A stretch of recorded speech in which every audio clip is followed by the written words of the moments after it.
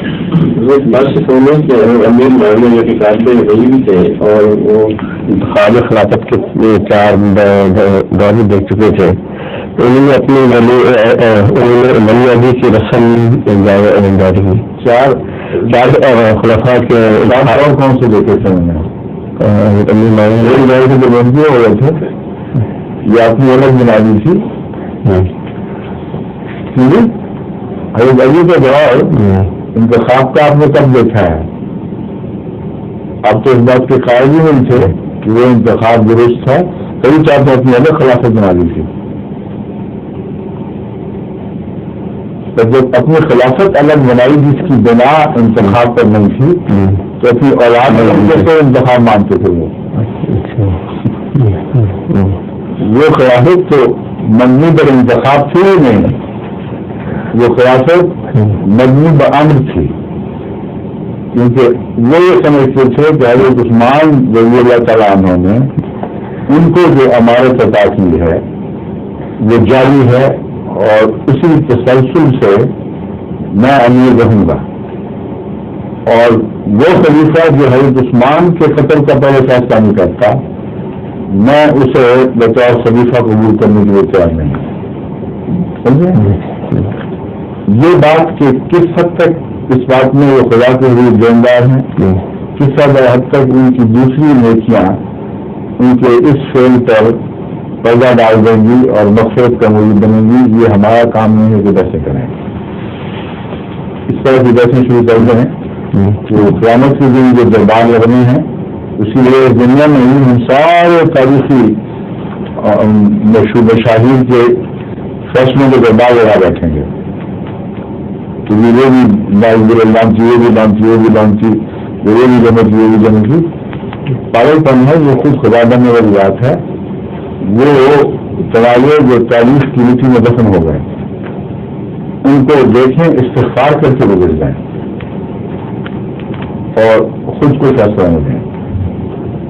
اصولوں پر فیصلہ دیں اور اصول یہی ہے کہ خلافت راشدہ کا جو طریق تھا وہی جائز طریق ہے.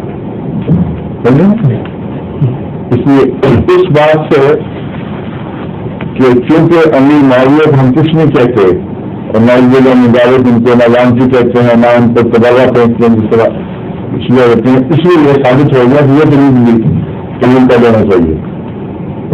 یہ وہی قیاس مال فارغ ہو جاتا ہے جس کے نظر میں کر چکے ہیں.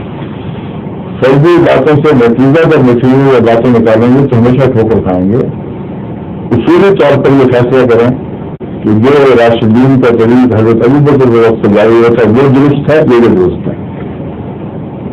اس لیے اس طریق کو اس لیے درست قرار نہیں جا سکتا کہ اس کے جاری کرنے والے پر اللہ نہیں ڈالتا. یہ وہ خیال ہے جو نظریاتی دنیا میں بھٹکنے کے نتیجے میں پیدا ہوتا ہے.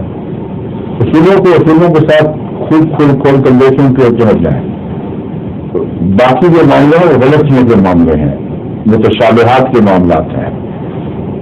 آپ نے ان کی آنکھ سے کب دیکھا ہے, کب آپ کو یہ موقع ملا یہ دیکھنے ہے کہ ان کے سامنے یہ نظامی اسی طرح روشن تھے جسے آپ کے سامنے روشن ہے. تو اس لیے ہر شخص کے فیصلے کی غلطی کے امکانات بھی جو ہوتے ہیں اس کے اپنے احتمالات ہیں.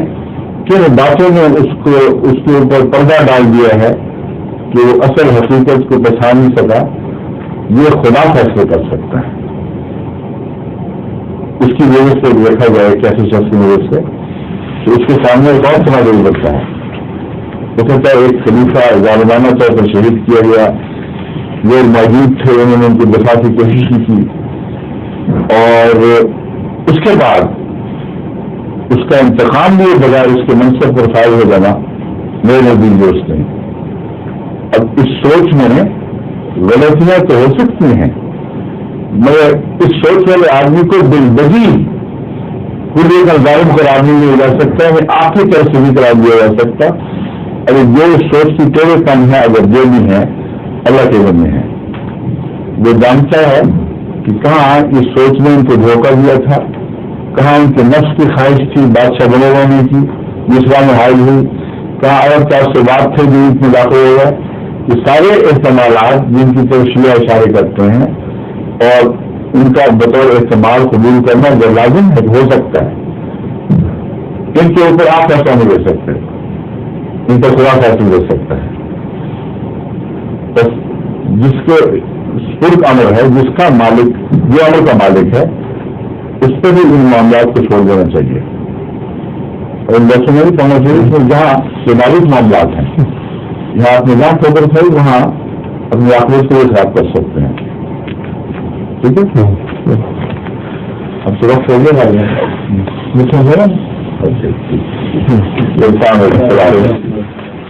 ظہور مہدی آخر زمان